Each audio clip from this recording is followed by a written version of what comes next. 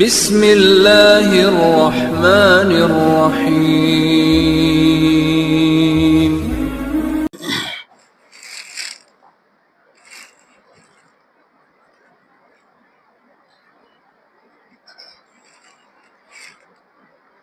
بسم اللہ الرحمن الرحیم۔ الحمد للہ وکفى وسلام علی عباده الذین اصطفى وعلى آلہ واصحابہ المجتبى اما بعد فاعوذ باللہ من الشیطان الرجیم۔ بسم اللہ الرحمن الرحیم۔ والسابقون الأولون من المهاجرين والأنصار والذين اتبعوهم بإحسان رضي الله عنهم ورضوا عنه، وقال الله تبارك وتعالى: أولئك أعظم درجة عند الله. وقال صلى الله عليه وسلم: الله الله في أصحابي لا تتخذوهم غرضا من بعدي، فمن أحبهم فبحبي أحبهم، ومن أبغضهم فببغضي أبغضهم، وخير القرون قرني ثم الذين يلونهم ثم الذين يلونهم، أو كما قال صلى الله عليه وسلم۔ قابل احترام عزیز بزرگوں، نوجوان بھائیوں، ایک مسلمان کے لیے اس کے ایمان کا جو تقاضا ہے کہ وہ اللہ اور اس کے رسول پر ایمان لے آتا ہے، ایسے ہی حضور سے محبت ایمان کا جزو ہے، ایمان کا حصہ ہے۔ حضور سے جیسے محبت کرنا ہے، ایسے ہی حضور کی جو اولاد ہے اور حضور کے جو اہل بیت اطہار ہیں، ان سے بھی محبت کرنا جزو ایمان ہے۔ یقیناً حضور سے محبت اور آپ کی عظمت، احترام، تعظیم، یہ سب چیزیں جزو ایمان ہے ہی، لیکن حضور کے ساتھ ساتھ تمام صحابہ کرام، پہلے صحابی سے لے کر آخری صحابی تک، یہ الگ بات ہے کہ ہر صحابی کا درجہ اور رتبہ اپنے اپنے ایمان اور اپنے اپنے تقوی کے اعتبار سے کم و بیش ہو سکتا ہے اور ہے، لیکن صفت صحابیت میں تمام صحابہ برابر، صفت صحابیت میں تمام صحابہ پورے کے پورے برابر ہیں۔ قرآن نے ایک جگہ فرمایا کہ وہ صحابہ جو فتح مکہ سے قبل ایمان لے آئے ہیں، ان کا مقام و مرتبہ الگ ہے، اور وہ صحابہ جو فتح مکہ کے بعد ایمان لائے ہیں، ان کا مقام و مرتبہ الگ ہے۔ اس کے بعد ساروں کے لیے ایک خوشخبری سنائی، وَكُلًّا وَعَدَ اللَّهُ الْحُسْنَى، کہ سب کے لیے اچھائی اور سب کے لیے بہتری اور جنت کی بشارت، سب کے لیے۔ تو جو احادیث بغیر کسی تخصیص کے اور بغیر کسی خصوصیت کے جملہ صحابہ کرام کے فضائل سے متعلق ہو تو وہ تمام صحابہ کو شامل ہے۔ ہم یہ ہرگز نہیں کہہ سکتے اور ہمیں اس کا قطعی حق نہیں ہے کہ ہم صحابہ کرام کے درمیان فضائل کے اعتبار سے جو عمومی ہیں تخصیص کرنا شروع کر دیں۔ رتبے، مقام و منصب یہ اپنی جگہ پر الگ ہیں، لیکن وہ احادیث جس میں صحابہ کی مطلقاً فضیلت بیان کی گئی ہے وہ سارے صحابہ کے لیے برابر،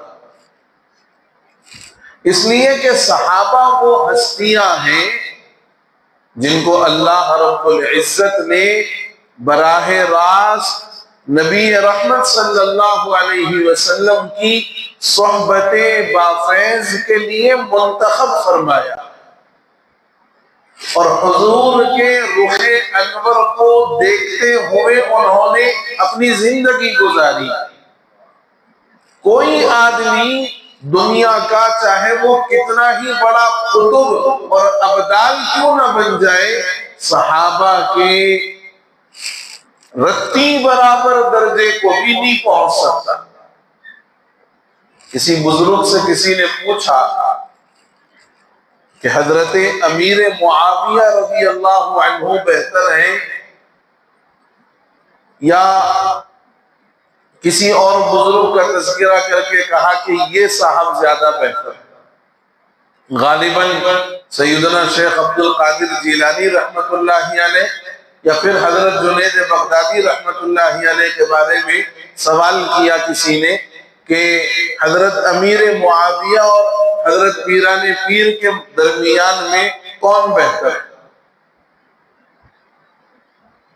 تو فرمایا کہ حضرت امیر معاویہ رضی اللہ تعالی عنہ نے حضور کے ساتھ اگر کسی جنگ میں مقابلہ کیا، شرکت کی، اور اس جنگ میں جس گھوڑے پر آپ سوار تھے حضرت امیر معاویہ، اس گھوڑے کے چلنے کے وقت اس کے ٹاپوں سے جو گرد اڑی اور وہ گرد جو گھوڑے کی ناک میں گئی، فرمایا عبد القادر اس گھوڑے کی ناک میں گئی ہوئی دھول کا بھی مقابلہ نہیں کر سکتا۔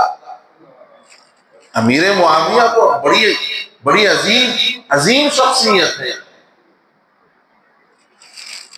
تو صحابہ کرام کے متعلق یہ یقین رکھنا اور یہ ایمان رکھنا کہ سارے کے سارے صحابہ عادل تھے، امانت دار تھے، اور انہوں نے جو دین نبی سے سنا، نبی سے جس دین کو دیکھا اور نبی سے جس دین کو سیکھا، وہ براہ راست امت تک بغیر کسی کمی کے اور بغیر کسی زیادتی کے آگے فارورڈ کر دیا۔ اس میں اپنی طرف سے کوئی کمی، زیادتی، اضافہ، حذف قطعی نہیں کیا حضرات صحابہ کرام۔ اور پھر حضرات صحابہ کرام وہ ہستیاں ہیں جو براہ راست قرآن کے نازل ہونے کے زمانے میں موجود رہے، جنہوں نے اپنی آنکھوں سے نزول قرآن کو دیکھا ہے، اور جنہوں نے قرآن کو حضور کی زبان مبارک سے سنا بھی ہے، آپ سے سیکھا بھی ہے، اس کے الفاظ کو بھی، اس کے معانی کو بھی، اس کے مفہوم کو بھی۔ یہ حضرات صحابہ کرام کی وہ خصوصیت ہے کہ دنیا کا کوئی بڑے سے بڑا ولی اور قطب اس کا مقابلہ نہیں کر سکتا۔ اور حضرات صحابہ کرام میں امت کو یہ حکم دیا گیا ہے کہ صحابہ کے ساتھ اہل بیت اطہار سے بھی محبت رکھی جائے۔ اہل بیت سے کون مراد ہے؟ اہل بیت میں سب سے پہلا نمبر ازواج مطہرات کا آتا ہے۔ آپ اگر شادی شدہ ہے تو آپ سے سوال ہوگا آپ کے اہل و عیال کیسے ہیں؟ تو اہل سے کون مراد ہے؟ ہوم منسٹر، بیوی محترمہ۔ اہل سے ہوم منسٹر مراد ہے، عیال سے اولاد مراد،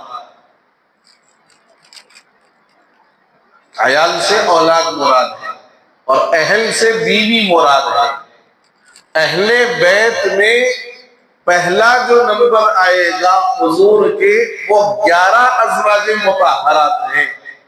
11 کے 11 ازواج مطہرات اہل بیت کا وہ حصہ ہے جو سر فہرست ہیں۔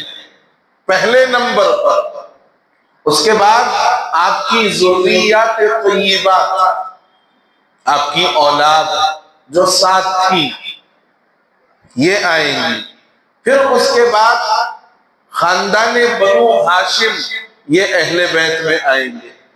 ان ساروں کے ساتھ ادب کا، احترام کا، تعظیم کا، تقدیس کا اور پوری اپنی دل کی گہرائیوں کے ساتھ ان کی عقیدت کا معاملہ کرنا چاہتا ہے حضرات اہل بیت کے لیے۔ اب حضرات اہل بیت میں جب آپ کی ذریات طیبات آ گئی تو حضرت علی بھی آ گئے، حضرت فاطمہ بھی آ گئی، حضرت حسن بھی آ گئے، حضرت حسین بھی آ گئے، حضرت محسن بھی آ گئے۔ بڑا عجیب اتفاق ہے ہم سنیوں کا کہ ہمیں صرف حضرت حسن اور حضرت حسین معلوم ہے، حضرت محسن کا دور دور تک کسی کو پتہ نہیں۔ حضرت محسن بھی حضرت علی کی اولاد، یہ سارے کے سارے اہل بیت میں ہیں۔ تو اب آپ غور کریے کہ اہل بیت میں پہلا نمبر ازواج مطہرات، حضرت خدیجۃ الکبریٰ رضی اللہ عنہا، حضرت سودا بنت زمعہ، حضرت زینب بنت جحش، حضرت زینب بنت خزیمہ، حضرت صفیہ، حضرت ام حبیبہ، حضرت ماریہ قبطیہ، حضرت جویریہ، جی یہ ساری کی ساری ازواج، حضرت عائشہ رضی اللہ عنہن اجمعین، یہ سارے کے سارے ازواج مطہرات اہل بیت کی فہرست میں سب سے پہلے، اور پھر اس کے بعد حضور کی ذریات طیبات، حضرت زینب، حضرت رقیہ، حضرت ام کلثوم، حضرت فاطمہ، حضرت عبداللہ، حضرت قاسم، حضرت طاہر، حضرت ابراہیم، یہ اولاد، اور پھر بنو ہاشم کے جتنے اولاد ہیں وہ سارے اہل بیت میں شامل ہیں۔ علماء فرماتے ہیں کہ وہ سادات جو سید گھرانے کے ہیں، خواہ ان کا رشتہ اور ان کا نسب کتنی ہی دور میں جا کر حضور کے خانوادے سے ملتا ہو، وہ بھی واجب الاحترام، وہ بھی واجب الاحترام ہے، وہ بھی قابل تعظیم ہے۔ کیوں؟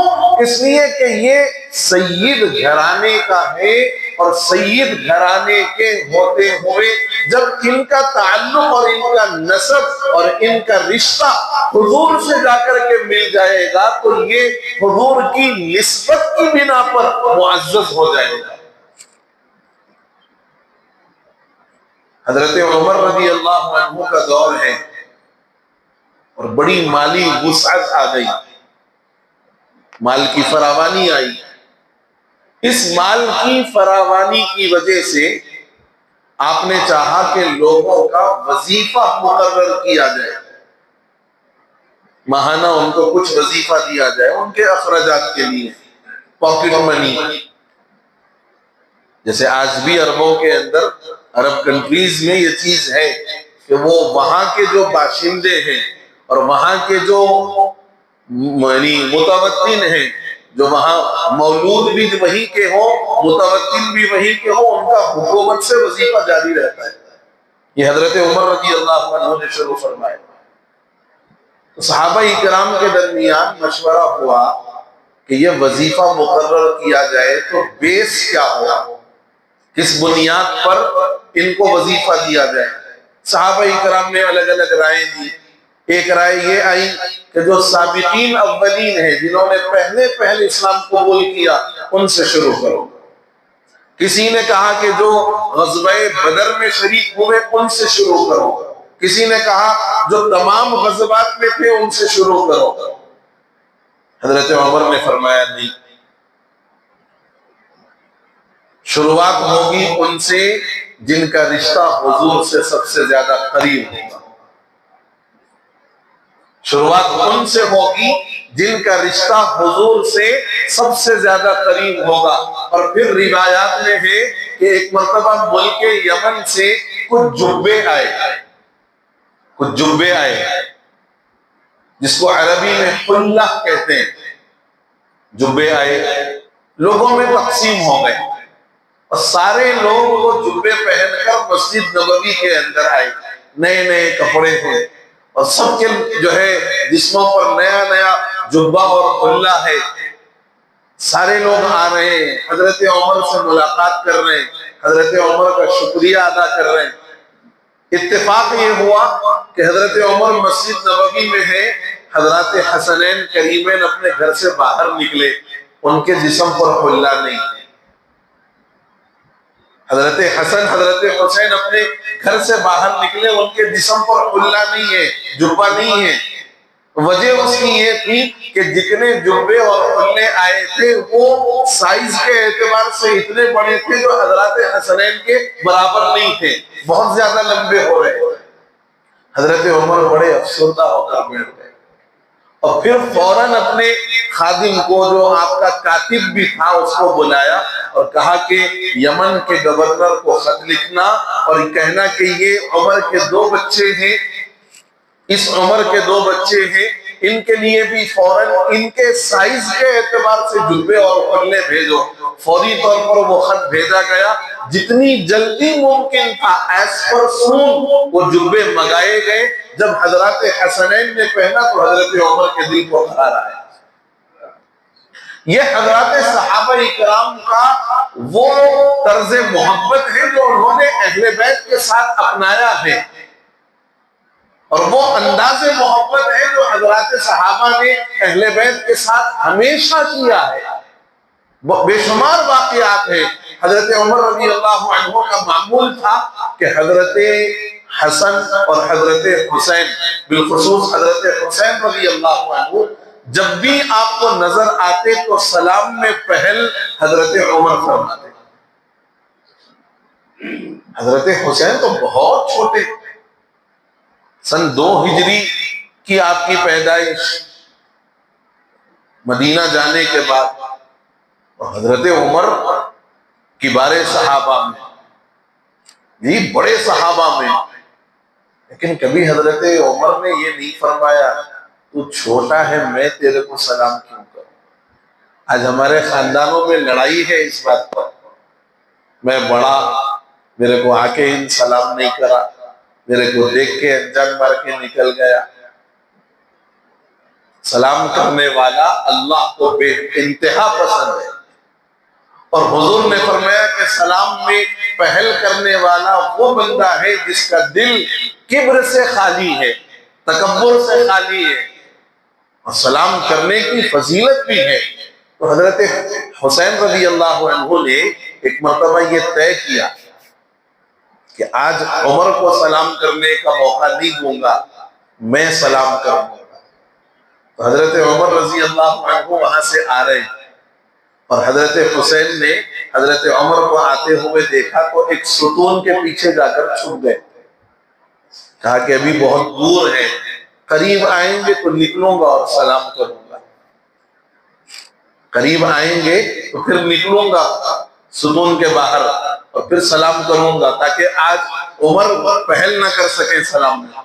حضرت عمر قریب آتے گئے، جب قریب آئے اور حضرت حسین نکلنا چاہے، السلام علیکم یا حسین، حضرت عمر نے فوراً سلام کر دیا۔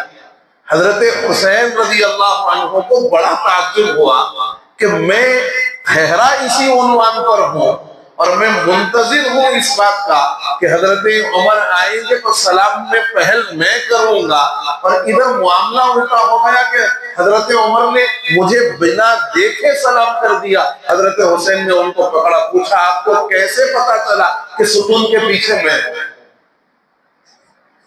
ستون کے پیچھے میں کھڑا ہوں، یہ آپ کو کیسے پتا چلا؟ حضرت عمر نے فرمایا کہ حسین تو ہو بہو میرے محبوب کے مشابہ ہے، اگر تو نظر بھی نہ آئے تو تیری خوشبو سے تیرا علم ہو جاتا ہے، تم نظر بھی نہ آؤ تو تمہاری خوشبو سے اس بات کا علم ہو جاتا ہے کہ یہاں حسین ہے۔ یہ حضرات صحابہ کرام کا وہ انداز محبت اہل بیت اطہار کے ساتھ. لیکن بدقسمتی کہیے کہ ہمارے اہل السنہ والجماعہ میں ایک بڑی تعداد ہے جو اہل بیت کا مطلب سمجھتے ہیں پنج تن پاک. اہل بیت کا مطلب سمجھتے ہیں پنج تن پاک. پنج تن پاک بولے تو خالی نشان لگانا معلوم گھر کے اوپر ہاتھ کا. جی گھروں پہ ہاتھ کا نشان لگاتے نا محرم میں، باضابطہ سناروں کے پاس لے جا کے اس کی ذرا وہ کراتے، صاف صفائی کراتے، پھر 10 محرم گھر پہ. ہم بڑے عاشق ہیں اہل بیت. پنج تن پاک نہیں معلوم؟ ہاں 5 نام. پنج تن، پنج کے معنی 5، تن کا مطلب بدن، پاک کا مطلب پاک. 5 وہ جسم اور وہ بدن جو بالکل پاک ہیں. حضور اکرم صلی اللہ علیہ وسلم، حضرت علی مرتضی رضی اللہ عنہ، حضرت فاطمہ الزہرا رضی اللہ عنہا، حضرت حسن، حضرت حسین، یہ ہے پنج تن پاک کا مطلب. مگر آپ کی اطلاع کے لیے یہ کوئی قرآنی اصطلاح نہیں ہے، یہ کوئی قرآن میں نازل شدہ لفظ نہیں ہے، اور نہ یہ کسی حدیث میں آیا لفظ ہے، نہ یہ قرآن کا کوئی لفظ ہے، نہ حدیث میں بتایا گیا لفظ ہے. میں نے تو آپ سے یہ کہا وَقَرْنَ فِي بُيُوتِكُنَّ وَلَا تَبَرَّجْنَ تَبَرُّجَ الْجَاهِلِيَّةِ الْأُولَى وَأَقِمْنَ الصَّلَاةَ وَآتِينَ الزَّكَاةَ وَأَطِعْنَ اللَّهَ وَرَسُولَهُ إِنَّمَا يُرِيدُ اللَّهُ لِيُذْهِبَ عَنْكُمُ الرِّجْسَ أَهْلَ الْبَيْتِ. قرآن نے اہل بیت کا لفظ استعمال کیا، قرآن نے اہل بیت کا لفظ استعمال کیا، پنج تن پاک کا لفظ نہیں استعمال کیا. حدیث کے اندر بھی اہل بیت کا لفظ استعمال کیا. ہم روزانہ درود پڑھتے ہیں نماز میں، اللہم صلی علی محمد وعلی آل محمد، ہم یہ درود پڑھتے ہیں. قرآن نے، حدیث نے اہل بیت کا یا آل کا لفظ استعمال کیا ہے، پنج تن پاک کا لفظ استعمال نہیں کیا. تو پھر سوال کہ بھئی یہ لفظ آیا کہاں سے؟ یہ ایران سے آیا. یہ لفظ آیا کہاں سے؟ ایران سے آیا. سمجھ گئے ہوں گے، اب نام مجھے لینے کی، وضاحت کرنے کی ضرورت نہیں. ایک حدیث میں آپ علیہ السلام یہ فرماتے ہیں کہ مومنوں تم اللہ سے محبت کرو، اس لیے کہ اللہ تمہارا مالک بھی ہے، تمہارا رازق بھی ہے. اور اللہ سے محبت کی بنیاد پر کہ تم اللہ سے محبت کر رہے ہو، مجھ سے محبت کرو، اور مجھ سے محبت کرتے ہو، لہذا میری محبت کی وجہ سے میرے اہل بیت سے بھی محبت کرو، میرے صحابہ سے بھی محبت کرو. دین کے اندر صحابہ کرام اور اہل بیت اطہار کا جو مقام و مرتبہ ہے، یاد رکھا جائے کہ یہ وہ مقام و مرتبہ ہے جو کسی کو یوں ہی نہیں مل گیا، بلکہ اللہ نے اس کے لیے افراد منتخب کیے، طے فرمائے. یہ یوں ہی نہیں مل گیا. کسی کی عبادت پر یہ مقام مل گیا ہو، کسی کی ریاضت پر یہ مقام اس کو دے دیا گیا ہو، نہیں، بلکہ یہ مقام اللہ نے طے فرمایا اور اللہ نے منتخب کیا اس مقام کے لیے. پھر چاہے وہ حضرت صدیق اکبر رضی اللہ تعالی عنہ ہو یا پھر حضرت امیر معاویہ رضی اللہ تعالی عنہ. صحابیت میں حضرت صدیق اکبر رضی اللہ عنہ کی جو فضیلت ہے صحابی ہونے میں، وہی فضیلت حضرت امیر معاویہ رضی اللہ تعالی عنہ کی بھی. اور پھر حضرت امیر معاویہ رضی اللہ عنہ کے متعلق حضور کی بے شمار دعائیں ہیں. ایک موقع پر حضرت امیر معاویہ رضی اللہ عنہ حضور کو وضو کروا رہے ہیں. وضو کروا رہے ہیں نماز کے لیے، پانی آپ ڈال رہے ہیں، حضور وضو فرماتے ہوئے 2 مرتبہ آپ نے اپنا چہرہ امیر معاویہ رضی اللہ عنہ کی طرف کیا اور فرمایا معاویہ اگر تمہیں بادشاہت ملے تو عدل و انصاف سے کام کرنا، معاویہ اگر تمہیں بادشاہت ملے عدل و انصاف سے کام کرنا۔ ایک جگہ فرمایا اللہم اجعلہ ہادیا مہدیا، اے اللہ امیر معاویہ کو راہبر بھی بنا، رہنما بھی بنا اور لوگوں کی ہدایت کا ذریعہ بنا۔ کون فرما رہے ہیں؟ حضور اکرم صلی اللہ علیہ وسلم اپنی زبان مبارک سے حضرت امیر معاویہ رضی اللہ عنہ کے بارے میں یہ الفاظ ارشاد فرما رہے ہیں اللہم اجعلہ ہادیا مہدیا، ان کو رہبر بھی بنا، رہنما بھی بنا، لوگوں کی ہدایت کا ذریعہ بھی ان کو بنا، یعنی ان کے ذریعے لوگوں کو ہدایت ملے۔ ایک دوسری روایت میں فرمایا اللہم علمہ الکتاب والحساب وقہ العذاب، اے اللہ امیر معاویہ کو حساب اور کتاب،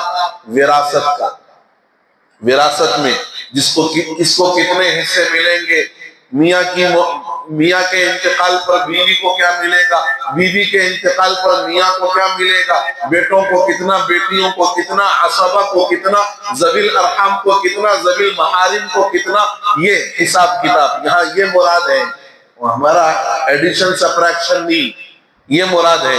پھر اس کے بعد اللہ کے رسول علیہ السلام کا جملہ ہے وَقِهِ الْعَذَابَ، اور امیر معاویہ کو عذاب سے محفوظ فرما۔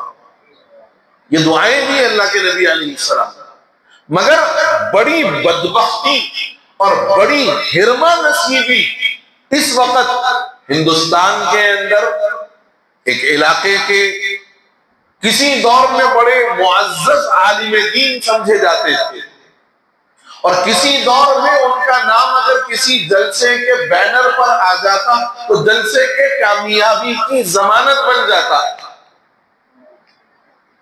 سلمان حسنی ندوی، سلمان حسنی ندوی، اللہ نے ایسا لوگوں کے سامنے رسوا کر دیا اور ایسا لوگوں میں ذلت اور خاری اس وقت آ گئی ان کے متعلق کہ لوگ اب نام بھی لے رہے ہیں تو مولانا لگانا ضروری نہیں سمجھ رہے، جیسے میں نے بھی نہیں لگایا، میں نے بھی نہیں لگایا۔ الامان والحفیظ، الامان والحفیظ، ہزارہا مرتبہ نہیں کروڑہا مرتبہ توبہ کرتے ہوئے صرف اس خبیث الفطرت انسان کا وہ جملہ آپ کی نظر کر رہا ہوں تاکہ آپ معلوم ہو، آپ کو یہ بات معلوم ہو کہ اس انسان کے، اس شقی کے، اس بدبخت کے، اس محروم القسمت آدمی کے دل میں حضرات صحابہ کرام سے متعلق کتنا زیادہ بغض بھرا ہوا۔ نعوذ باللہ، نقل کفر نباشت۔ سلمان حسنی کہتے ہیں کہ امیر معاویہ اس امت کے فرعون تھے، نعوذ باللہ، نعوذ باللہ۔ ایک ہمارے دکن کے اندر ایک صاحب ہیں حبیب احمد منہاجی، دبیر پورے کے اندر، جن کا شاید مسجد بھی ہے اور جن کا کچھ مدرسہ یا پھر ان کی اپنی آفس وغیرہ ہے۔ یہ صاحب بھی حضرت امیر معاویہ رضی اللہ عنہ کے پیچھے ہاتھ دھو کے نہیں، نہا دھو کے پڑے ہوئے۔ ارے بھائی، ہم ہوتے کون ہیں حضرات صحابہ کے بارے میں کچھ بھی لفظ کرنے والے؟ اچھا آپ ان کو یہ کہو، آپ ان کو وہ کہو، قرآن کہہ رہا ہے رضی اللہ عنہ، اللہ ان سے راضی ہو گیا، ورضوا عنہ، اور وہ اللہ سے راضی ہو گئے۔ قرآن صاف الفاظ میں کہہ رہا کہ اللہ ان تمام سے 1,24,000 جو صحابہ رہے ہیں ان تمام سے اللہ یہ فرما رہا کہ میں راضی ہو گیا اور وہ بھی مجھ سے راضی ہو گئے۔ میں اور آپ جن کے بارے میں یہ بھی نہیں معلوم کہ ہمارا ایمان اللہ کے یہاں کس معیار پر پہنچے گا، اور یہ بھی ہم نہیں کہہ سکتے کہ نعوذ باللہ کہیں ہم دنیا سے رخصت ہوتے وقت اپنے ایمان کو بچا کر کے بھی جا سکتے ہیں یا نہیں۔ لمحے اخیر تک ایمان کا کوئی بھروسہ نہیں ہے، شیطان اس وقت تک ایڑی چوٹی کا زور لگاتا ہے، ایڑی چوٹی کا۔ بڑے ماشاءاللہ مفتی صاحب کو بڑے زبردست تقریر اچھی ہے، قرات اچھی ہے، نمازاں مدرسے میں پڑھا رہی ہو، وہ کر رہی، پکے جنتی نہیں بول سکتے آپ، کوئی نہیں بول سکتا۔ یہ ہرگز نہیں پتا کہ لمحے اخیر میں کیا ہو جائے، اور کسی کافر کے بارے میں ملعون اور فلاں اور یہ آپ اس کو بھی نہیں کہہ سکتے۔ ہو سکتا ہے کہ لمحے اخیر میں اس کو ایمان کی دولت مل جائے۔ عام مسلمانوں کو اور عام انسانوں کو اگر مان لیجئے کہ کوئی عام آدمی ہے، بالکل مسلمان ہے، جمعہ ٹو جمعہ باقی سب جمعہ جی، اور عید آیا تو عید، بقرعید، رمضان 10 دن 3 پارے سن لیا چلے گیا۔ اگر ایسا ایک مسلمان جو اعمال کے اعتبار سے بھی کمزور ہے، ایمان کے اعتبار سے بھی کمزور ہے، اور دنیاوی حالات اور دنیاوی مسائل میں بس دنیا کر رہا، دین کی طرف اتنی زیادہ رغبت نہیں ہے، نعوذ باللہ آپ اس ایک ادنا ایمان والے مسلمان کو بھی یوں کہو کہ تم فرعون ہو۔ مثال دے رہا ہوں، تم اس سے کہو کہ تم فرعون ہو، پھر دیکھو آپ کی کیسی کھٹیا کھڑی کرتا۔ یعنی یہ لفظ سننا ہی گوارا نہیں کرتا، کیوں؟ اس لیے کہ فرعون ایک عنوان ہے، بڑا کافر جس نے اللہ سے بغاوت کی، جس نے انبیاء کے ساتھ بغاوت کی، ایک عنوان ہے، کفر کا عنوان ہے فرعون۔ اور یہ بندہ اللہ اس کو ہدایت دے اور اس کے ذہن کو اور اس کے فطور کو درست کر دے کہ حضرت امیر معاویہ رضی اللہ عنہ کے بارے میں ایسے جملے، یہ حبیب احمد منہاجی یہ بھی باضابطہ یہ کہتا ہے کہ یہ مرتد ہو گئے، کافر ہو گئے۔ بھائی کدھر جا رہے ہیں؟